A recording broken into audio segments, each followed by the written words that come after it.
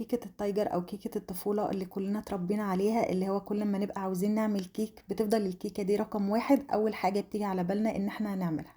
والاهم بقى ان الكيكة دي سهلة جدا ومقاديرها بسيطة خالص، وبتتحضر في 5 دقايق. هنعملها في الخلاط، مش هتاخد اي وقت خالص. والكيكة دي بتبقى هشة وخفيفة جدا وطعمها تحفة. تابعوا الفيديو للاخر وتعالوا يلا نعمل الكيكة القمر دي. بس قبل ما نبتدي الفيديو، لو اول مرة تشوفوني انا اسمي غاية، ما تنسوش تشتركوا في القناة ولايك وشير لو عجبكم الفيديو. ويلا نسمي الله ونصلي على الرسول عليه افضل الصلاة والسلام.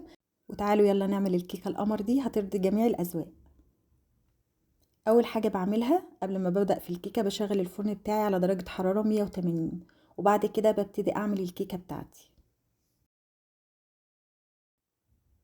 اول حاجة في الخلاط عندي 4 بيضات بدرجة حرارة المطبخ، مطلعاهم من التلاجة من قبلها ب3 4 ساعات مثلا، لان الجو برد دلوقتي. وبعد كده هحط عليهم نص معلقة فانيلا، وحطيت معلقة خل كبيرة، وبعد كده هحط كوباية ونص سكر. طبعا السكر ده حسب ذوقكم، ممكن تخلوها كوباية وربع لو انتوا مش حابينها مسكرة قوي، بس هي بالنسبة لي السكر بتاعها حلو قوي كده. وبعد كده هحط كوباية لبن، وهحط كوباية الا ربع زبدة على زيت. انا حطيت النص زيت وحطيت الربع زبدة، ممكن تحطوا زيت بس براحتكم. بس الزبدة بتدي طعم حلو قوي للكيكة، وممكن تستبدلوها بسمنة لو انتوا حابين. وبعد كده هضربها في الخلاط لحد ما لونها يفتح عندي بالشكل ده. بعد كده عندي المكونات الجافة اللي هي كوبايتين ونص دقيق، حطيت عليهم معلقة بيكنج باودر كبيرة ونخلتهم. وبعد كده هحط عليهم رشة الملح، وبعد كده هحط على الدقيق الخليط اللي انا ضربته في الخلاط.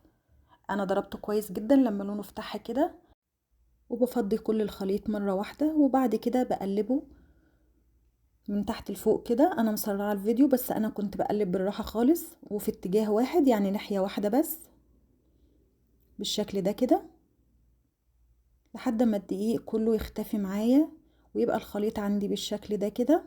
هفضل اقلب فيه، وخلوا بالكم ان دايما بيبقى في البولة من تحت شوية دقيق كده، فخلوا المضرب ينزل لتحت كده او بمعلقة، اتأكدوا ان مفيش دقيق تحت خالص. هيبقى عندي الخليط بالشكل ده، وكده القوام بتاعه مظبوط جدا. شايفين قوامه؟ بعد كده هاخد شوية من الخليط ده اللي انا هحط عليه كاكاو. ودايما انا بحب اسيب الابيض يبقى اكتر من الشوكليت، لو انتوا حابين تحطوا نص ونص براحتكم. خدت منه شوية كده، وبعد كده عندي معلقة كاكاو. ان الكاكاو ده انا نخلاها معلقة كبيرة، وحطيت عليها ربع معلقة نسكافيه او ربع معلقة قهوة سريعة الذوبان، وده بيظهر لي طعم الشوكليت اكتر. بعد كده هحط شوية لبن، انا حطيت ربع كوباية بالظبط، حطيت شوية في الاول وبعد كده حطيت شوية بعدين، وهخليها تبقى زي الشوكليت كده التقيلة. وبعد كده دي كده اسهل من ان انتوا تحطوا الكاكاو على طول، عشان انا حاطه معاها نسكافيه عشان اتاكد ان هي دابت يعني. وبعد كده هحطها على الخليط اللي انا شلته، وهقلبها كويس بالشكل ده. ولو حسيتوا ان الخليط تقيل شويه ممكن تحطوا شويه لبن. هقلبها كويس كده، وكده عندي الخليط الكيك بقى جاهز. عندي بقى صينيه انا دهناها من قبلها، دهناها زبده وحاطه فيها رشه دقيق، وبعد كده نفضت منها الدقيق بالشكل ده كده. وبعد كده هحط فيها الخليط بتاعي بالشكل ده، شوية من الابيض، وبعد كده هحط عليها شوية من الشوكولات بالشكل اللي انتوا شايفينه بالظبط كده. وهفضل اكرر كده بالشكل ده لحد ما كل الخليط يخلص معايا بالشكل ده كده.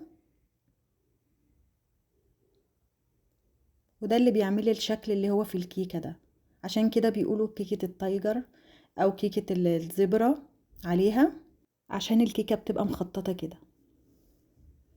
وهكمل لحد ما اخلص الخليط الكيك كله. واحنا لسه بنعمل الكيكة بتلاقوا شكلها جميل جدا. وهكمل بقى لحد ما اخلص خالص كل الخليط بتاع الكيك.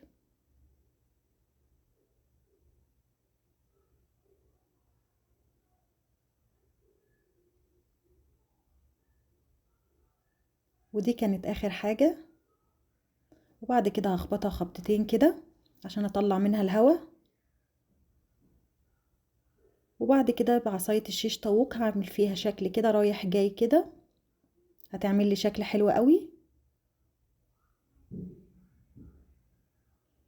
هيطلع شكلها قمر بالشكل ده كده، شايفين؟ تحفة.